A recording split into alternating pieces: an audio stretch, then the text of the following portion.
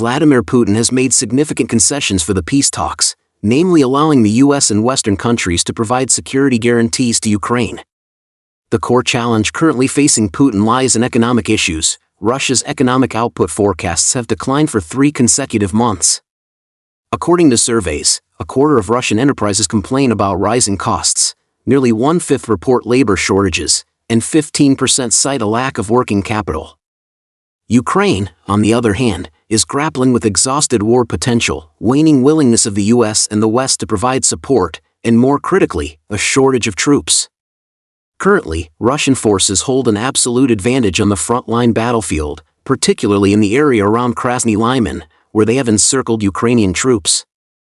Maximizing the destruction of Ukraine's effective combat strength has become the core strategy of the Russian military. In the past, the Russian military launched overly aggressive offensives and, after seizing corresponding territories, lacked sufficient troops to establish defenses, resulting in heavy losses during Ukraine's counterattacks. Having learned this lesson, the Russian military has now adopted a new strategy, using strongholds to eliminate Ukrainian troops and destroy their effective strength, thereby rendering the Ukrainian military completely unable to launch counterattacks. Krasny Liman has become a tomb for Ukrainian forces, with the Russian military turning the area into a meat grinder for Ukrainian troops. On the northern positions along the railway in Krasny Liman, an eerie silence has replaced the previous roar of guns and artillery, a carefully laid death trap by the Russian military. Reports indicate that on the evening of August 19, local time, for strongholds of Russian commando units north of the Krasny Liman railway lines suddenly ceased all fire, and the Russian commando soldiers completely withdrew. When Ukrainian reconnaissance drones detected this movement, Ukraine organized its troops to seize the strongholds.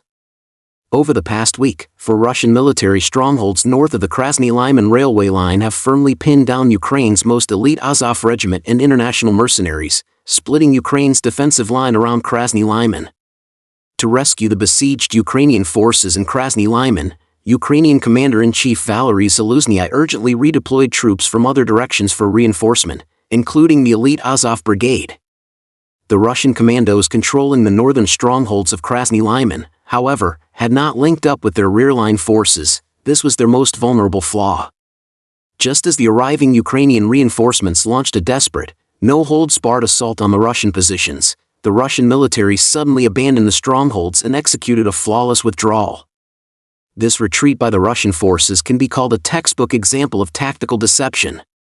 While Ukrainian troops were using FPV drones for bombing and infantry for frontal assaults to breach the defensive line, the Russian forces seemingly vanished from the strongholds without a trace.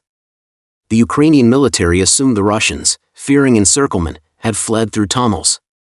Elated, they charged toward the previously Russian-controlled strongholds. After withdrawing, the Russian military sealed the exits of underground mine tunnels with directional explosives, leaving no trace for pursuit. The Ukrainian reinforcement units quickly retook the 4 Russian strongholds. Believing they had scored a major victory, the Ukrainians claimed to have routed the Russian commandos and killed hundreds of Russian soldiers. But before their excitement faded, a nightmare unfolded. Less than 48 hours after Ukrainian infantry entered the northern railway area, death rained from the sky. Russian TOS-1 thermobaric rocket launchers, concealed 20 kilometers away, suddenly fired thermobaric rockets, which detonated in mid-air above the strongholds.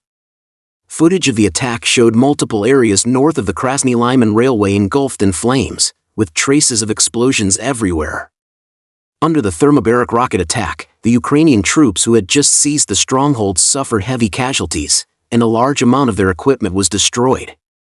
The Russian military's tactical design was clear. By proactively abandoning control of the 4 strongholds, they turned the northern railway area into a gray zone, luring Ukrainian forces to fill the defensive vacuum. They then used thermobaric rockets to specifically target exposed infantry clusters, avoiding fortified structures. Once new Ukrainian reinforcement units arrived, the Russians would repeat this cycle of luring and eliminating the enemy. The Russian military's actions are aimed at maximizing the destruction of Ukraine's effective combat strength. From Russia's perspective, only by inflicting maximum casualties on Ukraine's viable forces can it ensure that Ukraine will not dare to provoke or counterattack after the signing of a future peace agreement.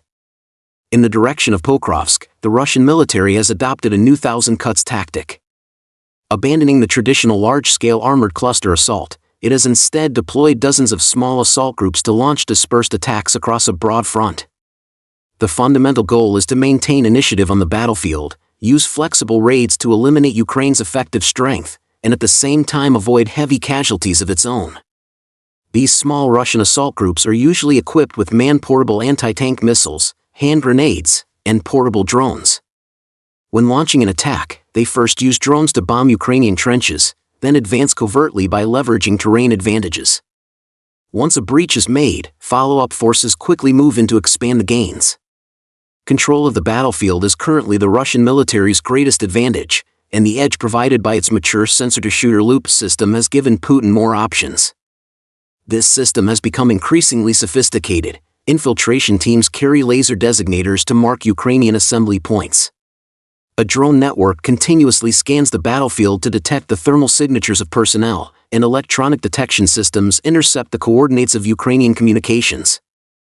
Russian media have publicly flaunted footage of synchronized thermobaric rocket launches and pushed short videos showing scenes of cities burned to ashes in a sea of fire.